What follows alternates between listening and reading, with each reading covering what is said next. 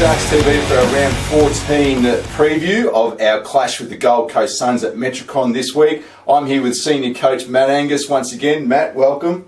Yes, thank you, BK. Matt, we head into this round of football against the Gold Coast Suns. Is this the ultimate local derby?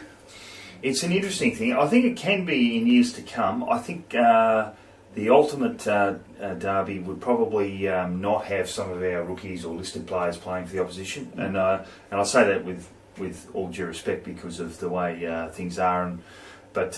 It's pretty. It's a challenge for our rookies and listed players who do play for the Suns against us. I know a number of them feel a bit awkward, and I know a number of our boys feel a bit strange too, in terms of your usual feeling towards opposition players. There'll be a lot of it'll be a fierce contest, but there'll be a lot of affection, I would think, at the end of the game towards particularly the young guys in the side. Yeah, true.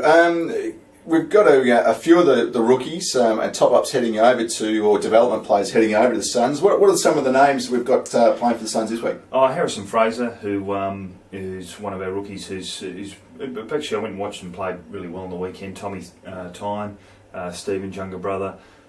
We've had Cassidy Haberfield, we've had Isaac Hay play. Liam McNevin, one of our listed boys. James Farley-Smith, another rookie who's been playing there. And there'll be one or two others as well that'll be finalised today. So all in all, how many top-ups this week? I think we will be supplying about six. And I think they'll probably seek a couple as well. Fantastic. All right, well, let's go through our team this week to take on the Gold Coast Suns at Metricon. And from the back line, Nick Burton, Luke Hill, Ben Headland. Half-back line, Todd Grayson, Wade Mills and Jake Keller. Fantastic from the half-back line last week, wasn't it, against Ainsley? Benny Headland had 32 possessions 5 minutes into the last quarter when he came off, and just a bit sore, so we asked him for the rest of the game. He's having a real purple patch, really good player, Ben. It gives us a lot of run. Him and Todd Grayson seem to be high possession getters. I think the standout for me, though, in our back half last week was Wade Mills. He's just really strong at the contest, does the basics well, and provided a lot of run off the halfback as well. Absolutely. Centre line, Ben Wells, Callan Geary and Luke Shreve. Now Shreve comes back in after a couple of weeks off, adds some speed to that wing. Yeah, definitely. We've still got tonight's session to get through, but he pulled up really well. He could have played last week. We just held him over for another week just to make sure.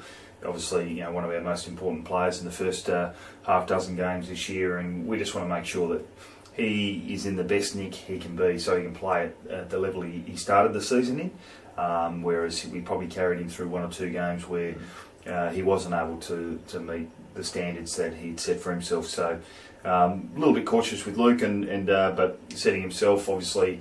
He was a VFL squad member when the Suns in 2010, so enjoys coming up against the rising Suns. Absolutely. Half forward line, Regan Salter, Jake Goldsmith and Ben Merritt. Now Merritt comes in for Baxter, an unfortunate quad injury for Josh. Yeah, look, Benny's he kind of came out of the side. Not so much form related, but more the way we were looking to structure our forward line. Obviously, with Josh, that certainly brought forward his return. But to be honest, he's been strongly considered the last 2 weeks as a backup ruckman as well. So Benny will play up forward, and if we need to throw him in to back up Will in the ruck, we will. Full forward line, Sammy Haslam, Darren Stewart and Ed Mallon. We move into the rucks, Will Walbers, Fraser Pope, Jason Burge. Let's just go back to Burgey. Burgey kicked 3 goals last week against Ainsley. I thought his game was tremendous, and we're starting to get a bit of plenty of goals out of our midfield now, aren't we? Yeah, well, that was one of the areas we're looking to improve. Probably not so much that it's coming from the midfield, but we're just rotating those boys through the forward line, so they're spending time, a little bit more time out on the ground in their rotations, and with Collison out, Jason and Calgary probably particularly have really stood up and both had great games last weekend. 12 individual goal kickers last week, pleasing? Yeah, well, anytime you've got a spread of goal kickers, you're not you're unpredictable to the opposition. So that's good. But if Jake Goldsmith can kick 6 this week and Benny Merritt 5, that'd be wonderful too. Absolutely.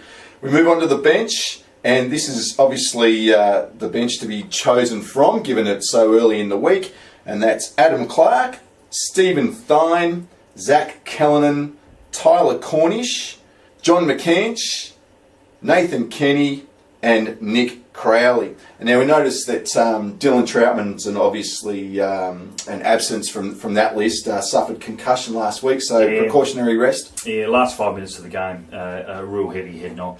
He still had plenty of swelling. He's got a beautiful black eye, but just not quite right. So we're not going to mess around with our concussions. Stevie Time missed a couple of weeks ago, so Dill will sit out this weekend as a precaution, and hopefully he can return next week. No, obviously understandable, and it's the right thing to do to rest these boys after a couple of heavy knocks. Well, that's our preview of this week's game versus the Gold Coast Suns. We'll be playing this game at Metricon from 12:50 as a curtain raiser to the Gold Coast Suns versus Collingwood game.